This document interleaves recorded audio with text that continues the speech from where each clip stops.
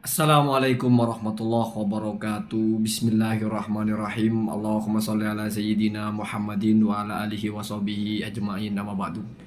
Ja'alallahu wa iyyakum min ahli khairi was sa'ada fid dini wad dunya wal akhirah. Sahalallahu umurana wa umurakum wa umur ummati Muhammadin sallallahu alaihi wasallam fi syairil alam khosatan fi Palestin wa ghairiha. Amin Allahumma amin. Seiring atau pasca beberapa waktu setelah wafatnya eh, gurunya para jamaah Salafi Wahabi, yaitu Al Ustadz Yazid bin Abdul Qadir Jawas, banyak sekali konten-konten yang membicarakan beliau, dan ini dinarasikan oleh orang-orang atau entah dari kelompok yang pro Wahabi atau tidak sebagai sesuatu yang tidak bijaksana, karena seolah-olah membicarakan orang yang sudah meninggal.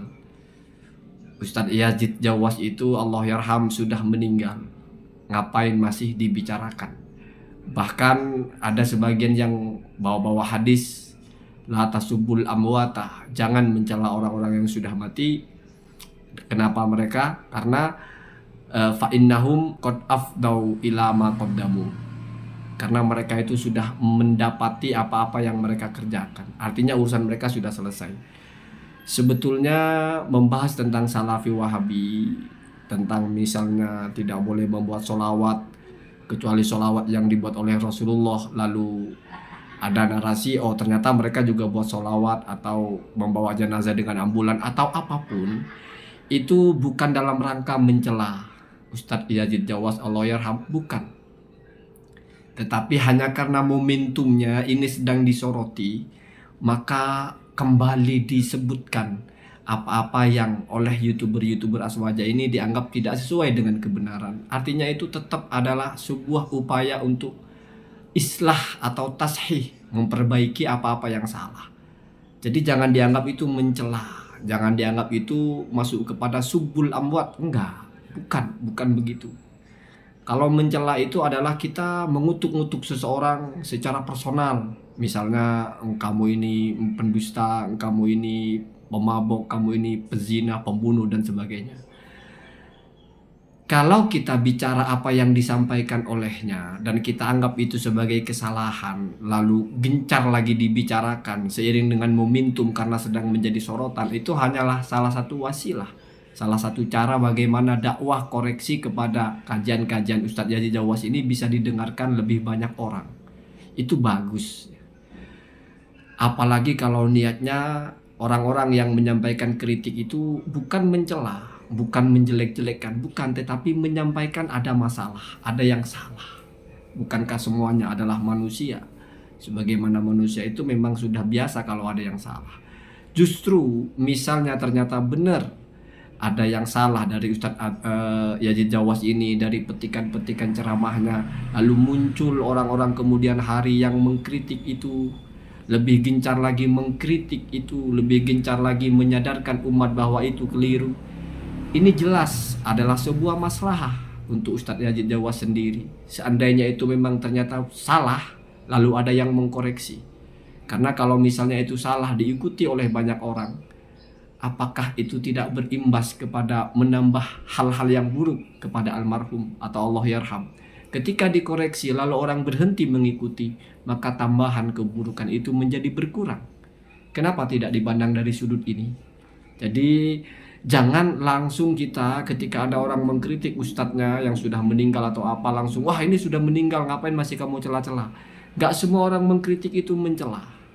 Tetapi semua yang mengkritik itu dia bawakan dasarnya. Kawan-kawan saya itu Ustadz Gus Afandi, Gus Sani Uyi, dia ulang lagi, dia ingatkan lagi, karena kebenaran itu tidak pernah cukup disampaikan satu kali. Tapi kalau kamu bilang itu kan tidak benar menurut kami, ya inilah perbedaan namanya. Kalau menurut mereka itu benar, mereka bertanggung jawab untuk mengkoreksi. Kalau di mata mereka ceramah-ceramah Ustadz Yazid Jawas ini keluar dari kebenaran, dari jalur yang benar, maka mereka mengkoreksi. Tujuannya kan berarti bagus. Biar kalau ini sesuatu yang salah, biar tidak diikuti lebih banyak orang. Karena kalau orang mengajarkan sesuatu yang keliru lalu diikuti oleh banyak orang, itu walaupun sudah meninggal, itu ada konsekuensinya. Bisa menjadi dosa jariah. justru itu ingin di stop. Dengan semakin orangnya sudah meninggal, maka semakin gencar dibicarakan kesalahannya, semakin gencar dibongkar kesalahannya, tujuannya biar tidak diikuti. Ya tapi kalau bagi kamu ini yang benar, ya silahkan. Toh mereka yang membongkar-bongkar itu adalah bagi mereka itu yang benar. Maka kalau misalnya mau dipertemukan, ya ada diskusi atau ada apa. Ya kalau selama saling mengklaim, ya silahkan. Toh saya lihat mereka membacakan kitab, mereka ikut ulama-ulama yang ada dalam kitab. Ya. Intinya nggak mesti orang membicarakan orang yang sudah meninggal, di mana poin pembicaranya adalah hal yang berupa kesalahan, itu kamu artikan sebagai sedang mencela, sedang mencaci maki. Nggak seperti itu. Kenapa? Karena kalau setiap orang yang sudah meninggal lalu kita harus stop, tidak boleh berbicara tentang kesalahannya. Bagaimana kalau kesalahan itu terus berkembang? Dari dulu kita membaca sirah, membaca bagaimana ibroh, orang-orang buruk saja yang sudah pasti buruk itu tetap dibicarakan keburukannya sebagai ibroh, biar orang tidak ikut, atau sebagai pengingat. Bahkan Al-Quran juga berbicara tentang orang-orang yang buruk, tetapi saya tidak menyamakan Ustaz Yazid Jawas sebagai objek yang dibicarakan dalam Al-Quran seperti kaum-kaum Nabi terdahulu. Enggak, ini hanya rentetan bagaimana membicarakan orang yang sudah meninggal. Itu ada aja sisi positifnya, selama bukan berisi celaan, selama bukan berisi mencaci, memaki, goblok, tolol dan sebagainya. Karena kalau itu sudah masuk kepada mencaci orang yang sudah meninggal, ya tidak perlu seperti itu. Cukup dipertegas. Justru kalau orang yang sudah meninggal kan sudah tidak mungkin dirujuk, tidak mungkin dikonfrontasi, tidak mungkin dipertanyakan langsung, maka harus cari narasi yang lebih soft.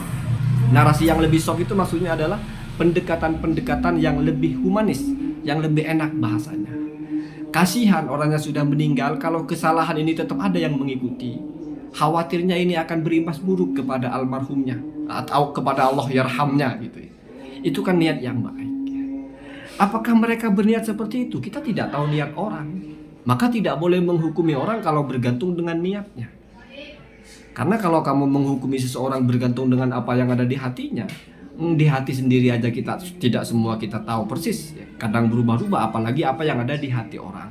Jadi saya tetap mendukung kalau ada orang yang mengkritik Salafi Wahabi, mengkritik ceramahnya Ustaz Yazid Jawas, walaupun orangnya sudah meninggal, selama kita faham bahwa kritik ini bukan masuk dalam kategori mencela orang yang sudah meninggal. Kalaupun ada narasi-narasi yang pedas, oh itu keliru, oh salah faham, oh gagal faham, oh ternyata berbenturan dengan pengikutnya, oh dan sebagainya, itu hanya pilihan cara bagaimana pesan yang ingin disampaikan itu tajam. Apalagi setelah meninggal semakin gencar, itu adalah momentum karena orang sedang menyoroti tokoh ini, menyoroti sosok ini, maka di tengah kumpulan sorotan itu kita narasikan itu. Kita narasikan bahwa ini keliru. Ini tidak benar, ini tidak tepat, ini tidak sesuai dengan kebenaran. Begitu ya. Jadi saya tidak memandang itu sebagai mencela orang yang meninggal. Kenapa? Karena pembicaranya adalah mengkoreksi apa-apa yang salah, dimana kalau kita pakai kepala dingin bisa jadi itu justru niatnya baik, biar kalau memang benar-benar salah itu tidak semakin banyak pengikutnya, sehingga kesalahan yang diikuti itu juga nanti akan berimbas kepada yang mengajarkannya. Allahumma hadina. Assalamualaikum warahmatullahi wabarakatuh.